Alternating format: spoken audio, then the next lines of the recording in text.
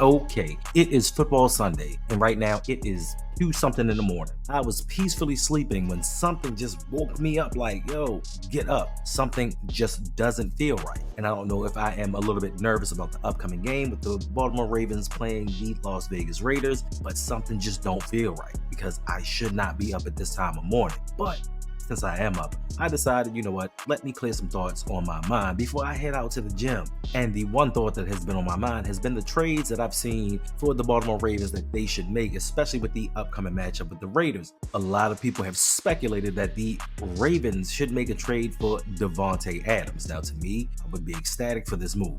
One of the best wide receivers in the game, one of the best route runners, the one guy that I believe has the best release in football. Like, guys just cannot stop him at the line of scrimmage. Now, Devante Adams has said that he is happy in his current situation, even though later on in the season we'll probably hear something a little bit different. But it got me to thinking, what player could the Ravens trade for that would make sense? That could make two different fan bases happy with the situations that they have going on. And it is an old friend of ours, a team that we've done plenty of trades with, and we can kind of give them something that they want. We can get something that we need desperately. And to me, it would just be monumentous, especially for the Cardinals fans, because they seem to be quite unhappy with their first round pick, Marvin Harrison Jr. Fourth overall pick in the 2024 draft, for some reason is catching a lot of flack because of his NFL debut with the Cardinals. Now, it all was not his fault, but some of the fans and pundits have been a little bit skeptical on him coming out of college, saying that he looks slow in training camp, he looks slow in the games, and he just can't do it. Even though there were reports that Marvin Harrison Jr. was clocked in at 23 miles an hour running at one point in time. You can't believe everything that you read because it is the internet. I can't put anything on the internet that isn't true. Where'd you hear that? The internet. But if you look at him in college, I've seen him run past people. And I'm not saying everybody in college is blazing, but I've seen him run past people. And one thing that we've learned in the NFL is you don't have to be super fast. And I can't remember what podcast it was, but somebody asked the question of, why is it that all the guys that run 4.2s don't know how to play football? Well, I'm not going to say they don't know how to play football, but they are not as successful as the guys that run the 4.4s, the 4.3s, the 4.5s. Even the Cooper Kupps at 4.6s dominate football. So why is it the guys that run the fastest seem to flame out in the NFL? So I don't need Marvin Harrison Jr. to run a 4.240. And since the Cardinals seem to be truly unhappy with him, the fans don't like him, the fans are turning on him, send him to Baltimore. We shall welcome this young man with open arms. Now, yes, in his debut, he only had one catch for 4 yards. It's not good, especially with rookie running back Trey Benson having one catch for 5 yards. Your third round back and your first round top 5 pick, it shouldn't be close, but it is not all Marvin Harrison's fault. Yes, he did drop a pass, but at the end of the game where they possibly could have taken the lead, Marvin Harrison was wide open. He had that arm up. He was like, yo, hit me. And Kyler Murray was just like, hey, didn't see him. For some reason, your first round top 5 pick is not incorporated into this offense. On many of the plays, he is not your first read, and you're not looking for him. I don't know. And I'm not saying that I'm the biggest Arizona fan and I know everything about them, but you got a 6'3.5", 200-pound wide receiver, number 1 pick. I would try to get him the ball. I'm not saying force feed it to him. I'm not saying overutilize him. But in crucial situations, I'm trying to see what he's doing in his matchup. And in that matchup, he won. But I think the most disturbing thing about all of this was Kyler Murray after the game talking about it's not my job. As a quarterback, obviously you're going through your reads. Sometimes the ball goes to him, but that's not, it's not my job. Obviously, I have a sense and a feel for guys when they don't get the ball and when they are getting the ball. But I leave that up to Drew. Drew always, he tells me don't worry about that type of stuff. Just keep playing your game and get the ball to where the ball's supposed to go. It's not my job to find people out there. What? You are the quarterback of the team. It is literally your job to find open people, to find the right reads, to find out who to get the ball to. That is literally your job, Kyler Murray. And I think this is why so many people are sour on him, because the leadership role doesn't seem to fit him. But Marvin Harrison Jr., if you are looking for a leader, I have one for you in Lamar Jackson. have a guy that will try to get you the ball. Trust me, when he likes you and he knows you can play, he's going to get you that rock. So, Arizona Cardinals, if you need a cornerback, we got you. If you need a 6'8", 6'9", 300-pound guard/tackle, we got you. Listen, we will give you the starting guard, tackle, and throwing draft pick for Marvin Harrison Jr. I'm just saying, if you are this unhappy with that young man, listen, I'll give you a starting corner and a starting guard tackle. What? And if you need another wide receiver, listen, we got you with that too. Tylan Wallace, Nelson Aguilar, combination of Tylan Wallace and Nelson Aguilar. We'll even throw in a Devante Walker. We got you.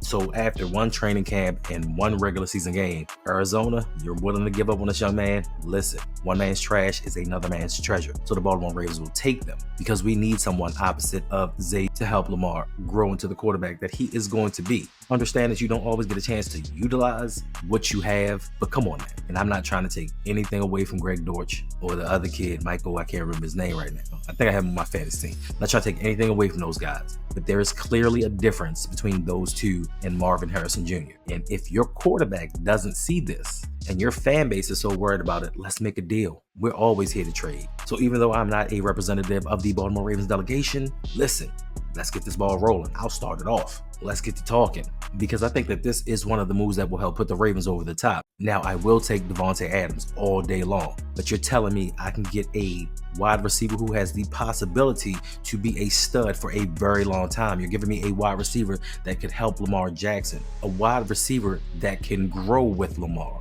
Him and Zay can form that big three and finally bring some stabilization to the wide receiving core for the Baltimore Ravens.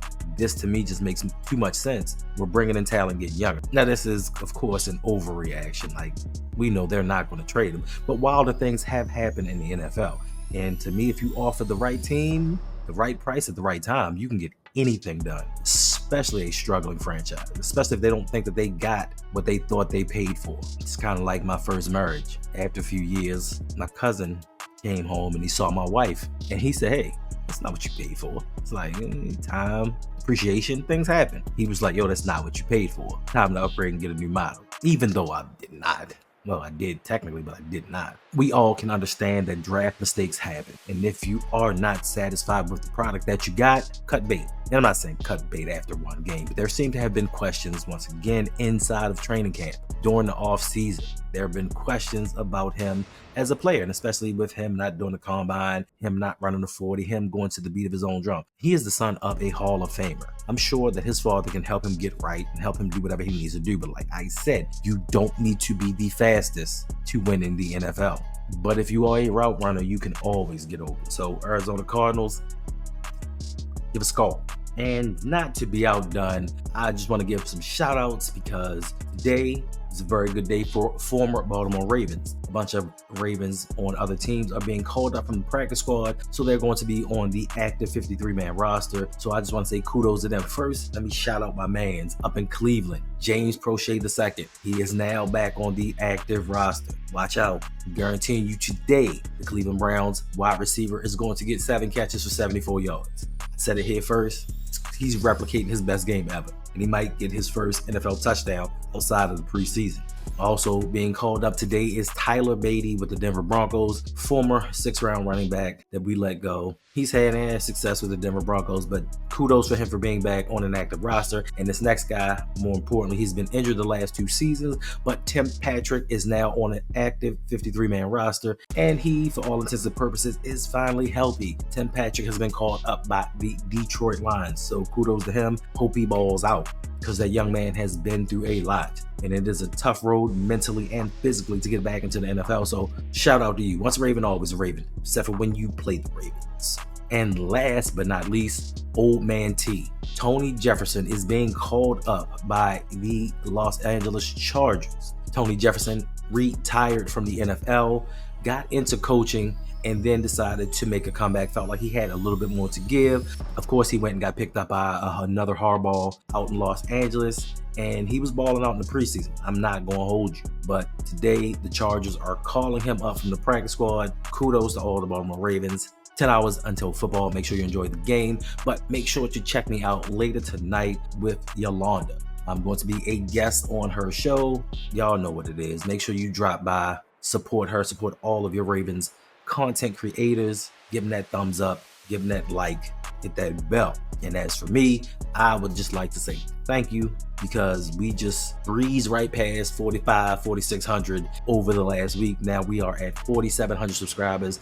Shout out to y'all. So once again, make sure y'all support all the Ravens content creators, because it is not easy work. Like, we out here 2 o'clock in the morning trying to give you some kind of entertainment value, trying to just, share our opinion and thoughts with you. So if you could kind of help us out, you know what I'm saying? Now, I know that a lot of people say that it helps with the algorithm and pushes them on YouTube, but in all reality, it actually picks up our spirits.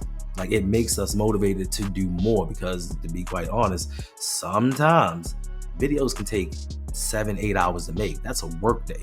And to spend a work day or half of a work day working on a video, and then the people just like, nope, not gonna do it.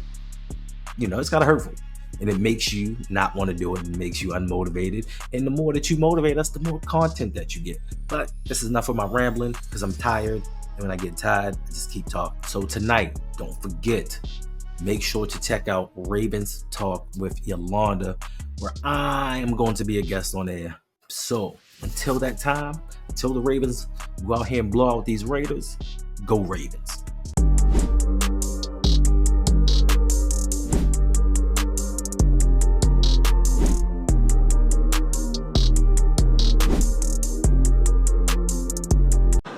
Nah, man, I'm cool.